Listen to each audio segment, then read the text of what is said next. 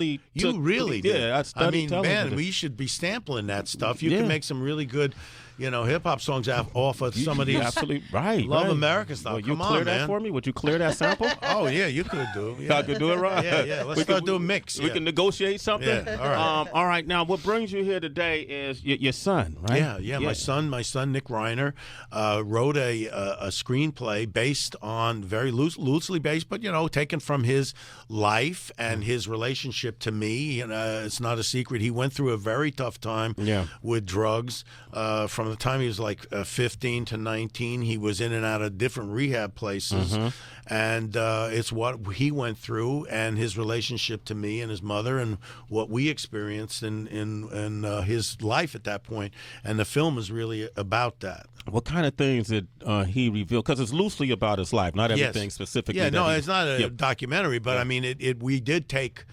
pretty liberally from what we experienced, and he was in and out of many rehab places, and it was an interesting process because it kind of forced us it forced me to really understand what he experienced and when he went through, and it forced him to understand what I had been experiencing, and that's what the film reflects. So it's the most personal thing I've ever done. You know? Directed it? I directed it, and he and his partner Matt Alisafin wrote it.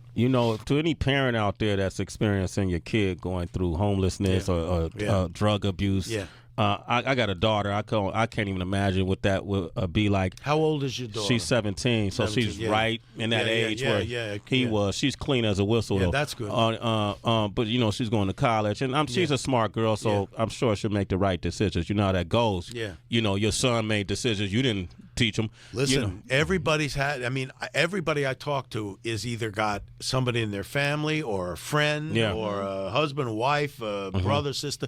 And so it's something that touches a lot of people. And you look at it now, there's more of it.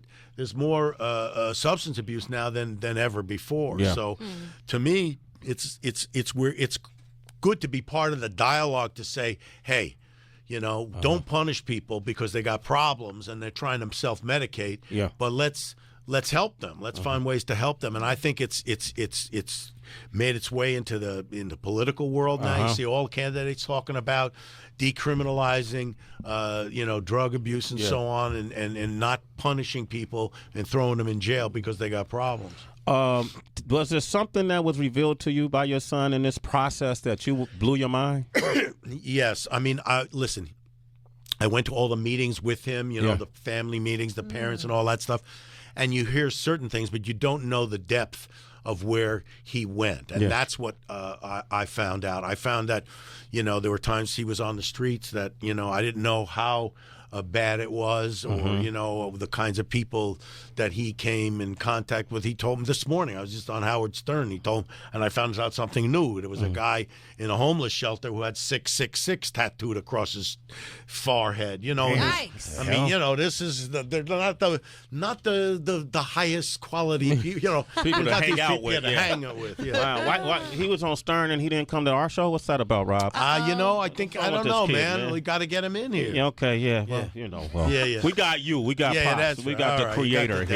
All right, Rob Reiner is here. Actually, I watched Being Charlie last night, and I thought it was interesting that you picked the song by Albert King, Everybody Wants to Go to Heaven, in the beginning of the movie. Right. Because the lyrics say, everybody wants to laugh, nobody wants to cry. Right. And the movie has, even though it deals with the serious topic of drug abuse and things like that, there is a light tone to it. Yes. And I just wondered if you and your son agreed, like, you know what, let's tell this story about your life, but let's still make it enjoyable and not just so dark, and you know what I mean? That's so cool that you picked up on that, because first of all, I love Albert King. I love blues. I mean, I'm a major blues lover of all, great guitarists, and Albert King's one of the best, obviously. And I did pick that song for that reason. Exactly what you just said. And to me, if you're going to make a movie that reflects life in any way, it's dark and it's light. It's funny and it's dramatic and it has all these things. So yeah, there are some really dark, tough things in this movie. I mean, really black. As dark and deep as you can get in a going down in that well, and it's dark down there. But it's also funny. And my son tells me about one of the times he was in a rehab place and he's having to clean the bathroom up with a guy, and the guy is telling him about getting head from somebody and getting and scoring some heroin. And my son is saying, I don't get it. Wait a minute, you got the head and the heroin? How does that work?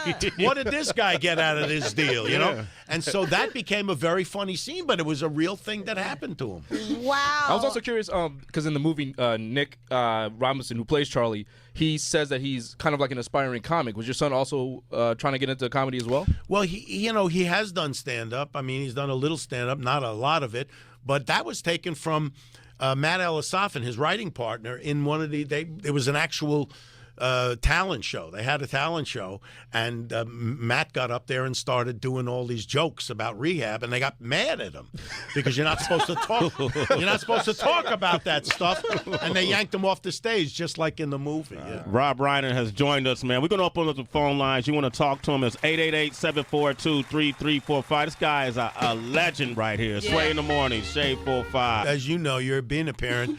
That your main job is to keep your kids safe, and so you do whatever you can. I mean, but sometimes you see your kid running out in the street, you grab him before he gets hit by the truck, But like you say, you don't know. I mean, when they fall into these kinds of things, you don't know as a parent what to do, So like we said in the movie, I put myself at the mercy of.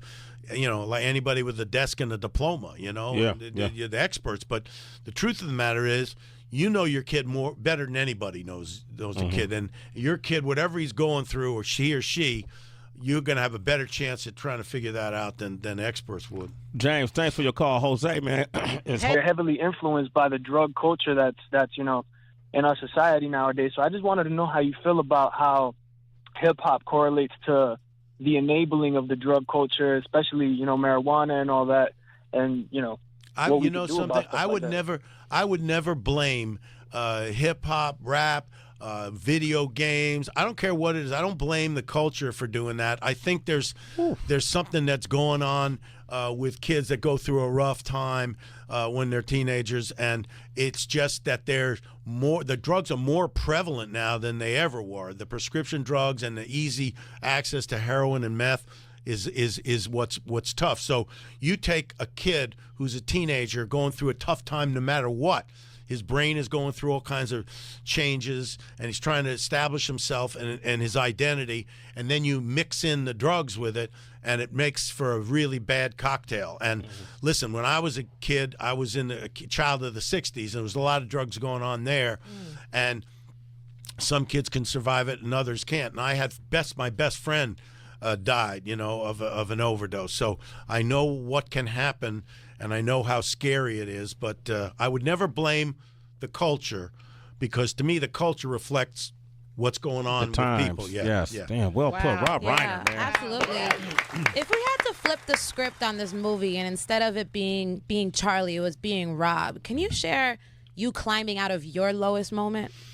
Well, my lowest moment happened right around the time I was 22 years old, the same time, a little bit later than where Charlie is. But I had struggled with, my own issues. I had written for Smothers Brothers when I was 21, and I had done things when I was younger, and I had been through, a lot of, the drugs at the time. There were more psychedelics in those days. It wasn't as much cocaine or heroin. There was a lot of mushrooms, LSD and stuff like that.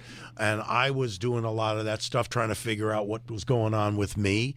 And I, had a father who was a high achiever, and sometimes it's tough to live up to. Your father, and not necessarily if they're even in show business. If a father is doing something, you want to establish yourself, be your own person. And I went into some really bad places, and I had a really hard time, and it took me a little while to start figuring stuff out. But, it could hit anybody, it could hit anybody. Yeah. Rob Reiner, man. I love you. All right, thanks. Absolute honor to meet you, bro. All right, you guys, Being Charlie, it's in theaters this Friday, man. Look for this movie.